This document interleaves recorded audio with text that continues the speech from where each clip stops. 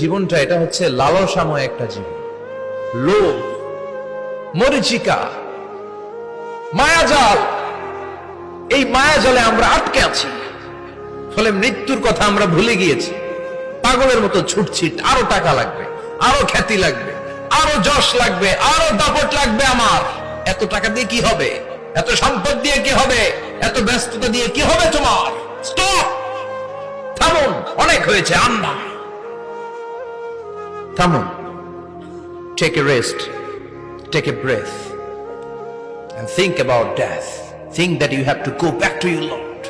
একটু বসেন না, একটু ভাবেন যে আমাকে চলে যেতে হবে, চলে যেতে হবে। এই কোলাহল, এই ব্যস্ততা, এগুলো থাকবে, থাকবো না আমি। সাইয়েদনা ওমর ফারুক বলেছেন, মুতু ক্বাবলা আন তামুতু, মরার আগে একবার মরো।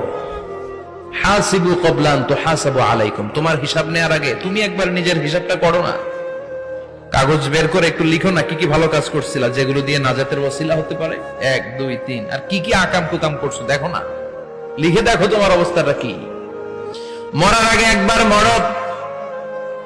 মরার আগে খাটের মধ্যে শুয়ে শটান করে চোখ বন্ধ করে একবার মরার ভান করে দেখেন কেমন লাগে।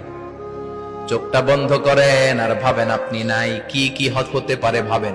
আপনার ছেলে মেয়েরা কান্না জুড়ে দিবে, আপনার প্রাণের স্ত্রী বিলাপ শুরু করে দিবে, বন্ধু বান্ধবের চিৎকার আর মাতম, স্থানীয় এলাকার মসজিদে ঘোষণা, অমুক এলাকার নিবাসী অমুক ভাই, অমুকের ছেলে অমুক দুনিয়ায় নাই। সব আত্মীয়রা চলে আসবে, ফেসবুকে স্ট্যাটাস দেয়া হবে, সবাই সবাইকে জানাবে বিকাল 4টায় অমুক হাই স্কুল ময়দানে আপনার জানাজা। ছুটে আসবে, সবাই ছুটে আসবে আপনাকে শেষ বিদায় দিতে, গুড বাই জানানোর জন্য, আল ওয়াদা, বিদায় জানাতে আসবে সবাই।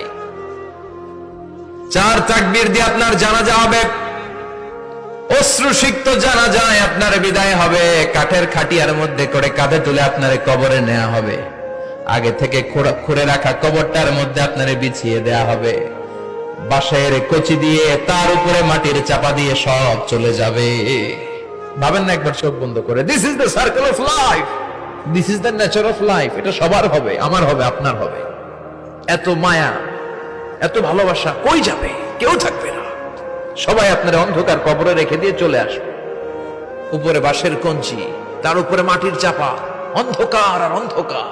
এই অন্ধকার যেন শেষ হতে চায় না, শুধুই অন্ধকার, ঠিক কিনা? এজন্য আমাদের চলে যেতে হবে। দাদা গেল, চাচা গেল, মামা গেল, আমাদেরকেও যেতে হবে, জোরে কোন ঠিক কিনা? একদিন মাটির ভেতরে হবে ঘরে মোনামা।